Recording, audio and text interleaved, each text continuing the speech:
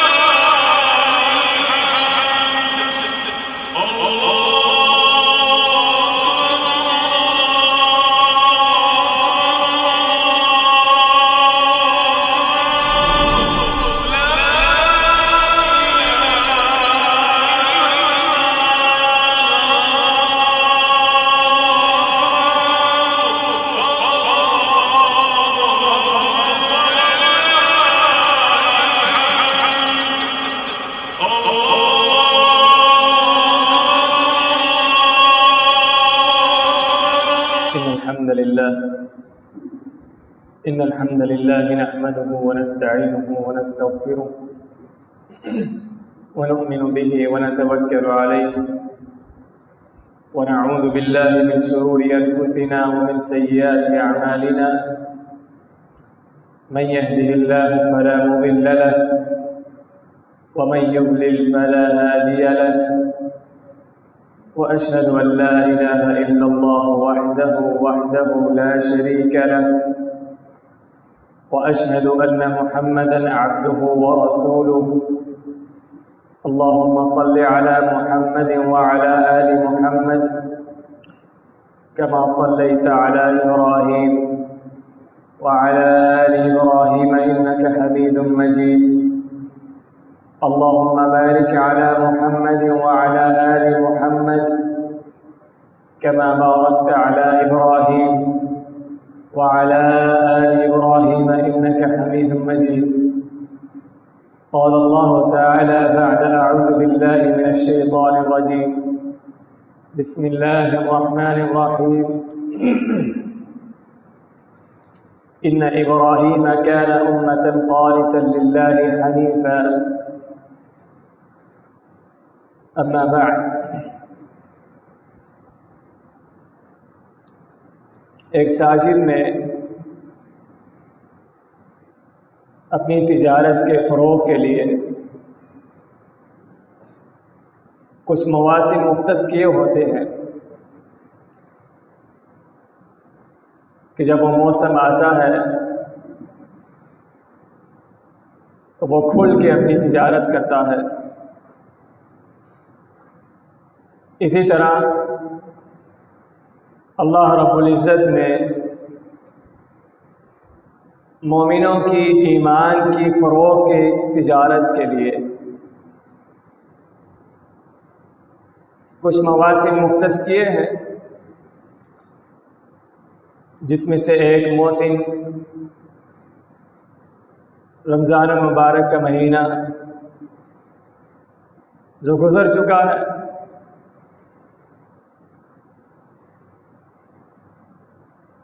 اور ایک موسم ذوالحجہ کے پہلے 10 دن جو ہم گزار رہے ہیں، اور یہ کچھ دنوں میں ختم ہو جائیں گے. یہ بھی ایک ایسا موسم ہے جس میں انسان اپنے ایمان کی تجارت کر سکتا ہے.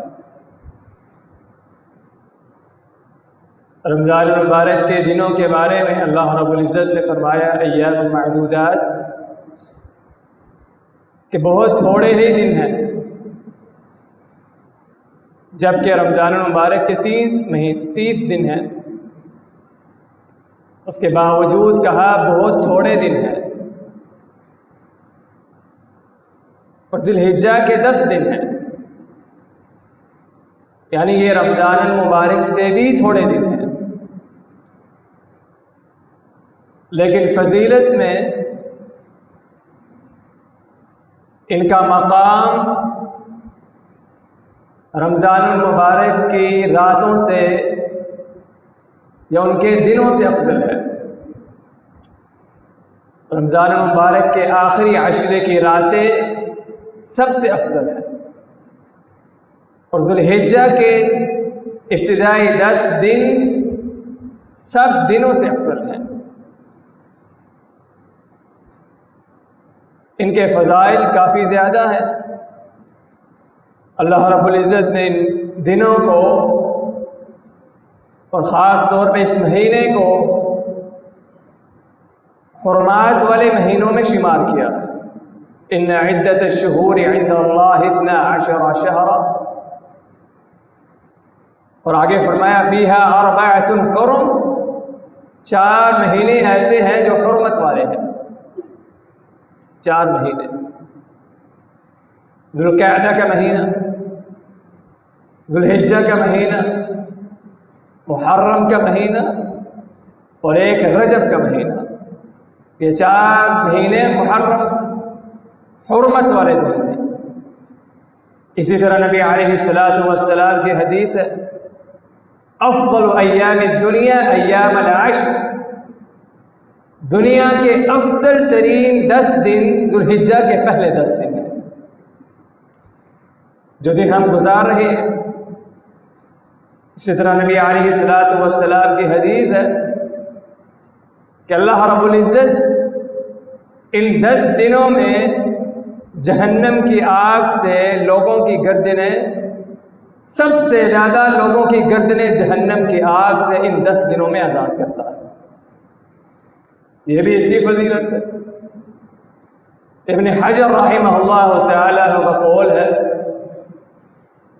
کہ اللہ رب العزت نے ان 10 دنوں کو اتنی فضیلت والا اس لیے قرار دیا ہے کیونکہ ان 10 دنوں میں معظم العبادات کو جمع کر دیا ہے۔ ہر عبادت کو ان 10 دنوں میں جمع کر دیا۔ نماز ہم ہر سال پڑھتے ہیں، لیکن ان 10 دنوں میں بھی نماز ہے۔ حج ان 10 دنوں میں ہے۔ روزہ 9 ذی الحجہ کا روزہ ان 10 دنوں میں ہے۔ صدقہ قربانی ان 10 دنوں میں ہے۔ یہ ساری عبادات اللہ رب العزت نے ان 10 دنوں میں جمع کر دی ہیں، اس لیے ان کی فضیلت اتنی زیادہ ہے۔ اسی طرح نبی علیہ السلام کی حدیث ہے، ان اعظم الایام عند اللہ یوم النحر، اللہ رب العزت کے ہاں سب سے افضل دن یوم نحر کا ہے، قربانی کا دن۔ اور قربانی ابراہیم علیہ السلام کی سنت ہے۔ ابراہیم علیہ السلام کی سیرت، اس کا خلاصہ صرف ایک آیت سے لگایا جا سکتا ہے۔ اذ قال له ربه اسلم قال اسلمت لرب العالمین، جب ابراہیم علیہ السلام کو اس کے رب نے کہا اسلم، اے ابراہیم اپنے آپ کو میرے سپرد کر دو، اپنے آپ کو میرے سپرد کر دو، تمہاری خواہشات، تمہارا ڈرنا، تمہارا جینا، سب کچھ میرے لیے ہے۔ تو ابراہیم علیہ السلام کا کیا جواب تھا؟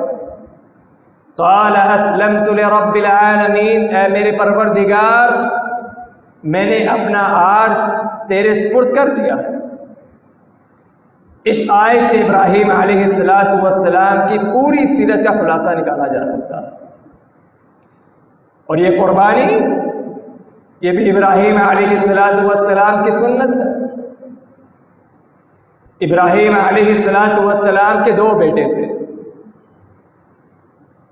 ایک اسماعیل اور ایک اسحاق۔ ایک کے بارے میں آیا غلام علیم، ایسا غلام، ایسا بیٹا جس کے پاس بہت زیادہ علم تھا۔ اور ایک کے بارے میں آیا غلام حلیم، ایسا بیٹا جو بڑا ہی حلیم تھا، حکمت والا۔ جو کہ اسماعیل علیہ السلام تھے۔ اب ابراہیم علیہ السلام کو اپنے بیٹے اسماعیل سے بڑی ہی محبت تھی، بڑا بیٹا تھا، اور والدین کو اپنے بچوں سے محبت بہت شدید ہوتی ہے، بے قابو ہوتی ہے۔ جیسا کہ عبداللہ ابن عمر رضی اللہ تعالی عنہما اپنے بیٹے کے بارے میں کہا کرتے تھے، ان کو اپنے بیٹے سالم سے بڑی محبت تھی، اور وہ کہا کرتے تھے یلوموننی فی سالم وَأَلُومُهُمْ وَجِلْدَةٌ بَيْنَ الْعَيْنِ وَالْأَنْفِ سَالِمٌ، کہ میرے گھر والے مجھے سالم کی وجہ سے بڑے ہی ملامت کرتے ہیں کہ میں سالم سے اتنی محبت کیوں کرتا ہوں۔ یلوموننی فی سالم وَأَلُومُهُمْ، بڑی ملامت کرتے ہیں۔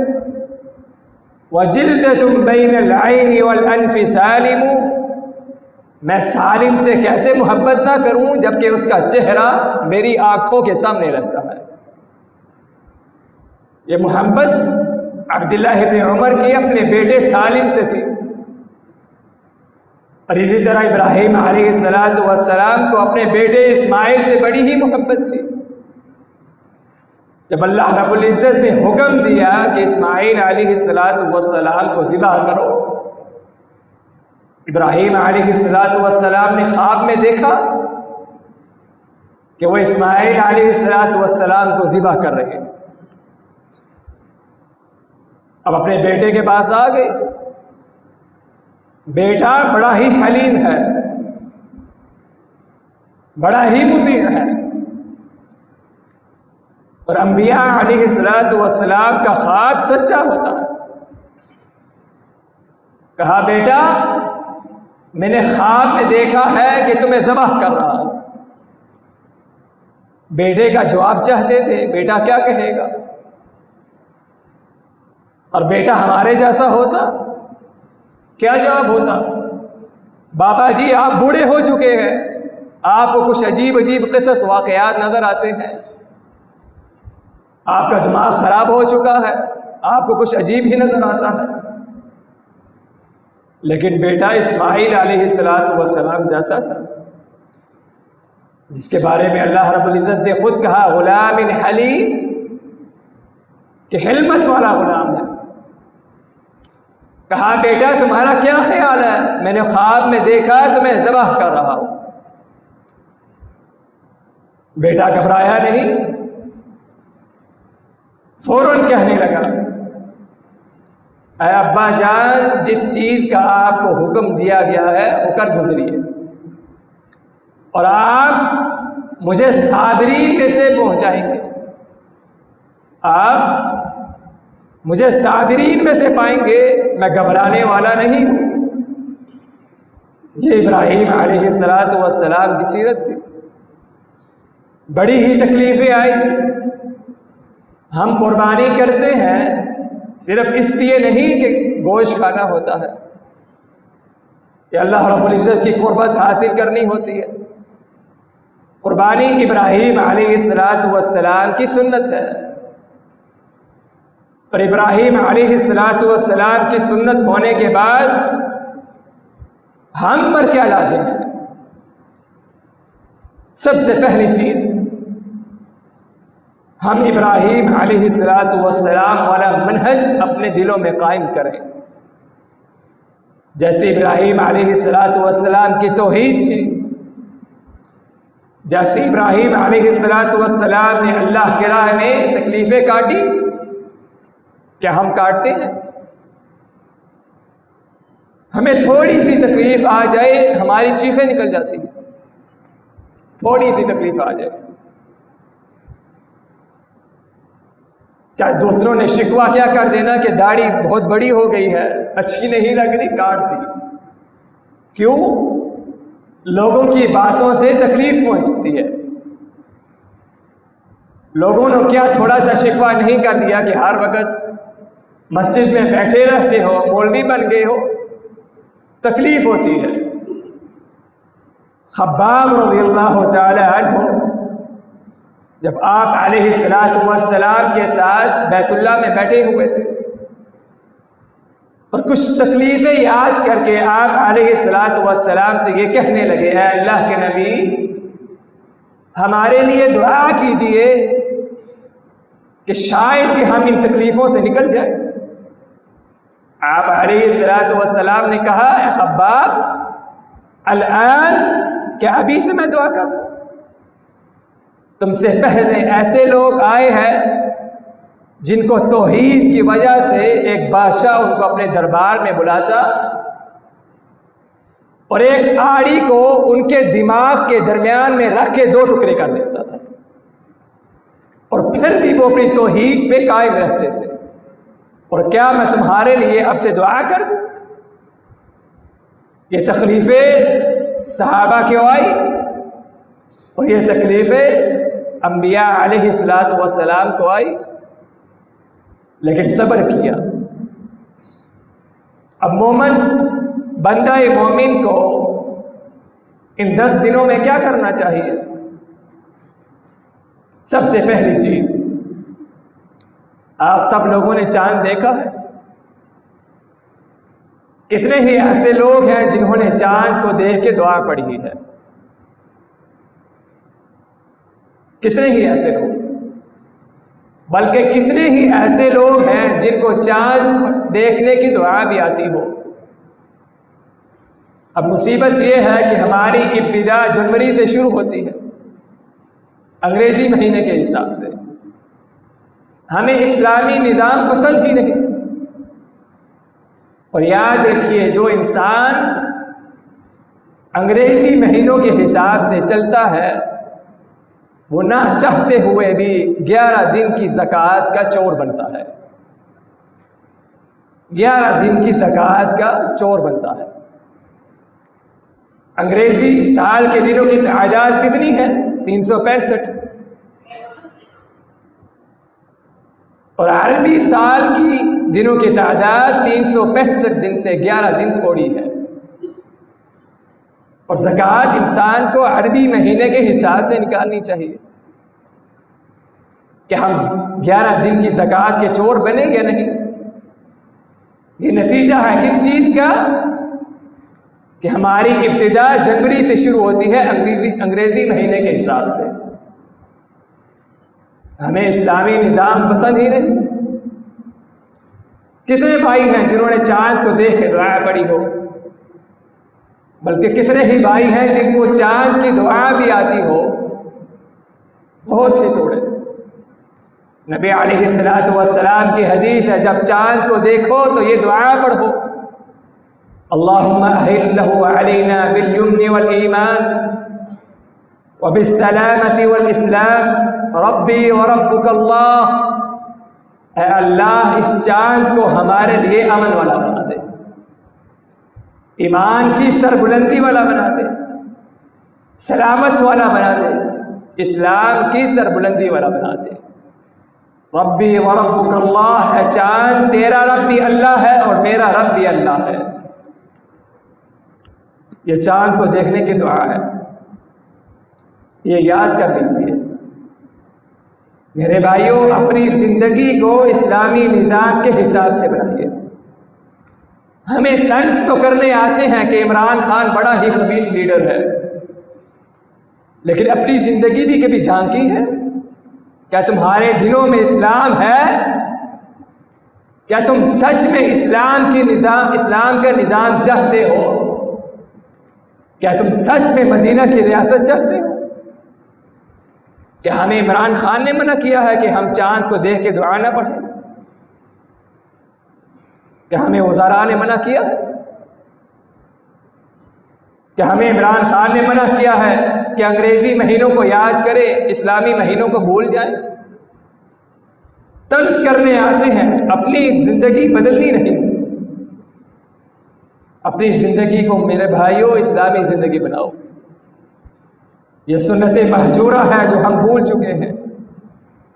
ہمیں کب معلوم کہ محرم کا مہینہ کب شروع ہوگا؟ یہ محرم کا مہینہ حرمت والا مہینہ ہے، تاکہ ہم گناہوں سے باز آ جائیں، کب معلوم ہوگا؟ کسی کو پتا ہے محرم کا مہینہ کب شروع ہوگا؟ کسی کو پتا ہے ذی القعدہ کا مہینہ محرم والا مہینہ ہے کون سا مہینہ؟ وہ 4 مہینے کون سے ہیں جن کو اللہ رب العزت نے حرمت والے مہینے قرار دیا ہے؟ کس کو پتا ہے؟ اپنی زندگی کو بدلے، یہی موقع ہے۔ جب ہم بدلیں گے یاد رکھیے تب ہمارے حکمران بھی بدل جائیں گے، اور جب تک ہم نہیں بدلیں گے ہمارے حکمران نہیں بدلیں گے۔ اللہ رب العزت ہماری زندگی، ہماری رہائش کے مطابق ہی، زندگی کے مطابق ہی ہمیں حکمران عطا کرتا ہے۔ ہم بغیرت ہیں تو ہمارے حکمران بھی بغیرت ہی آئیں گے، شریف نہیں آئیں گے، اور ہم شریف ہوئے ہمارے حکمران بھی شریف آئیں گے۔ بندہ مومن کو ان 10 دنوں میں کیا کرنا چاہیے؟ سب سے پہلے تکبیرات۔ صحابہ کرام رضی اللہ تعالی عنہم بازاروں میں نکلا کرتے تھے۔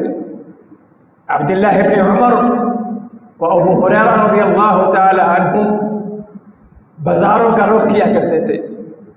فَأَكْثِرُوا فِيهِنَّ مِنَ التَّهْلِيلِ وَالتَّكْبِيرِ وَالتَّحْمِيدِ۔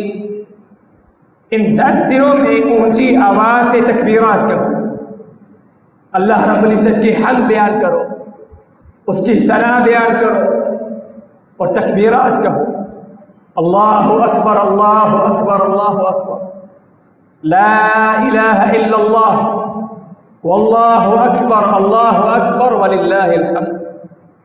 بازاروں میں اونچی آواز سے تکبیرات کہے۔